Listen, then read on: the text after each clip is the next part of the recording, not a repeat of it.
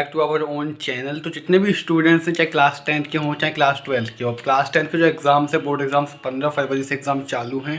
पहला एग्ज़ाम ही इंग्लिश का होने वाला है। क्लास 12 का 17 तारीख को फिजिकल एजुकेशन का एग्ज़ाम है। अब आप लोग सोचते हो यही हो गए कि जो क्वेश्चंस हैं सीबीएसई एक्चुअल में कहाँ से पूछता है। ऐसा तो होगा नहीं कि रोज़ मतलब हर साल नए नए क्वेश्चंस बनाता होगा या फिर क्या कहते हैं पुराने पेपर में से पूछता है। एक्चुअल में कहाँ से पेपर पूछता है, क्वेश्चंस हम कहाँ से पता लगाएं। तो आज की इस वीडियो में आप लोगों को सारे जवाब मिलने वाले हैं, इसलिए वीडियो में अंत तक बने रहेगा। और चैनल पर नो तो चैनल को सब्सक्राइब जरूर कर लीजिएगा, क्योंकि लेटेस्ट इन्फॉर्मेटिव अपडेट्स आप लोगों को सिर्फ इसी चैनल पे प्रोवाइड करी जाती है। एंड देन बात करूँ, मेरे चैनल पे चल रही है सारे सब्जेक्ट्स की इंपॉर्टेंट क्वेश्चंस की सीरीज जो एक्सपेक्टेड हैं पेपर में पूछे ही जाएंगे। तो चलिए वीडियो का स्टार्ट बिना कोई टाइम पास किए। So first of all, CBSE के अकॉर्डिंग सीबीएसई ने खुद बोल रखा है, अगर आपको यकीन ना हो तो आप सीबीएसई की वेबसाइट पे जाकर सर्कुलर पढ़ा हुआ या फिर उस सर्कुलर की जो लिंक है नोटिस की, मैं नीचे डिस्क्रिप्शन में प्रोवाइड करवा दूंगा। तो उसमें ऑलरेडी लिखा हुआ है जो पेपर आप लोगों से पूछा जाएगा उसमें से 40% क्वेश्चन जो हैं पीवाईक्यूज में से ही आते हैं। घुमा फिरा के पूछे बट मैक्सिमम 40% क्वेश्चन जो होते हैं पीवाईक्यूज में से ही पूछे जाते हैं अकॉर्डिंगली सीबीएसई। एंड बाकी का बात करें हम लोग तो बाकी क्वेश्चन तो केस स्टडी बेस्ड होते हैं। वो जैसा ऑनलाइन एजुकेशन अभी इस समय चला था 2020-21 की बात अगर हम लोग कर लें तो उसके रिगार्डिंग मैं आपको एग्जांपल दे रहा हूँ। तो उस बेसिस पे मतलब जो डेली हमारे साथ जो चीज़ें होती हैं उस बेसिस पे जो है केस स्टडीज़ पूछ ली जाती है। तो उसका कोई जवाब नहीं है, वो कुछ भी पूछ सकता है। बट हाँ ये है कि जो करंटली जो चीज़ें चल रही होती हैं तो उस बेसिस पे जैसे क्लाइमेट चेंज है, क्लाइमेट चेंज को लेकर के क्वेश्चंस पूछ ले जाते हैं। तो केस स्टडी बेस का तो यही सिंपल सा आंसर है।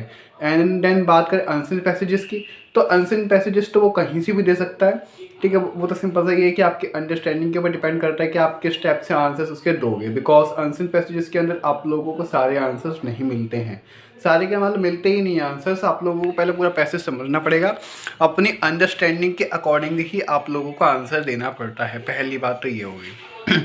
बात करें पीवाईक्यूज में से क्वेश्चन पूछे जाएंगे। दूसरा अनसीन पैसेजेस की अगर मैं बात करूं तो अनसीन पैसेजेस का आंसर आप लोगों को खुद देना पड़ेगा अपनी अंडरस्टैंडिंग के अकॉर्डिंग।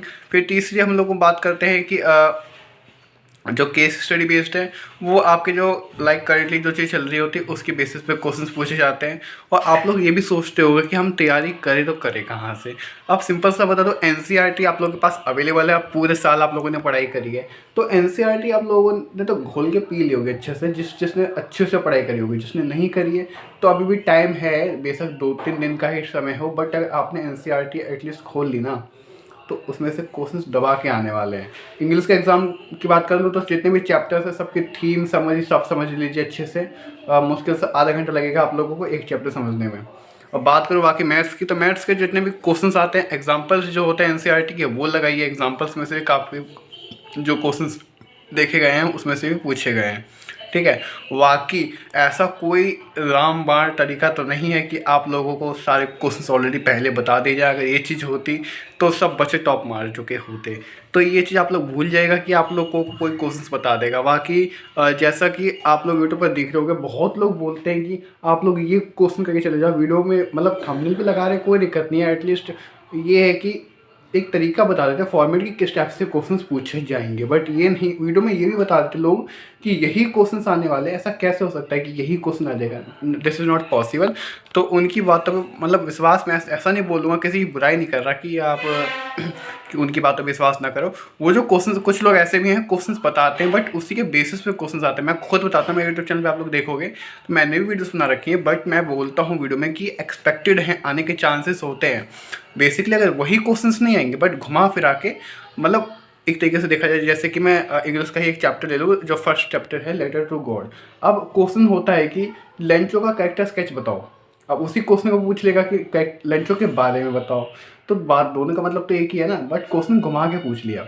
तो वही चीज़ होती है, हम लोग जो बताते हैं आप लोगों को क्वेश्चंस वही बताते हैं जो पूछने का ज़्यादा एक्सपेक्टेड है, चांसेस हैं।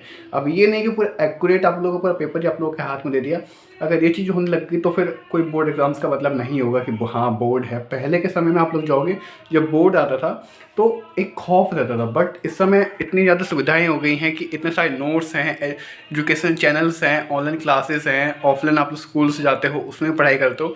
तो अब कोई वो मामला नहीं है कि यार हाँ, बोर्ड है, अब खौफ एक तरीके से ख़त्म ही होता जा रहा है, बट काफ़ी स्टूडेंट्स ऐसे भी हैं बहुत ज़्यादा डरते हैं एग्ज़ाम्स को लेकर के। तो आप लोग डरो मत, निश्चिंत होकर के आप लोग एग्ज़ाम दे करके आओ। आप लोगों ने जो पूरे साल पढ़ाई करी है उस पर विश्वास रखो, ठीक है। और मेरी तरफ से तो ऑल द बेस्ट है। अब मुश्किल से 1 से 2 दिन ही बाकी हैं, 15 तारीख को एग्ज़ाम है और आज अप्रॉक्स 13 या 14 के आसपास जब आप वीडियो देख रहे हो, मैं उसके बेसिस पे बता रहा हूँ। वैसे जब मैं वीडियो बना रहा हूँ आज 13 तारीख है। बाकी ऑल द बेस्ट मेरी तरफ से। बाकी अभी थोड़ी देर के बाद ही वीडियो अपलोड होने के थोड़ी समय के बाद ही मैं इंग्लिश के लिए भी कुछ मटेरियल्स प्रोवाइड करवाता हूँ आप लोगों को। बाकी मिलते हैं नेक्स्ट वीडियो में। Thank you so much for watching, bye.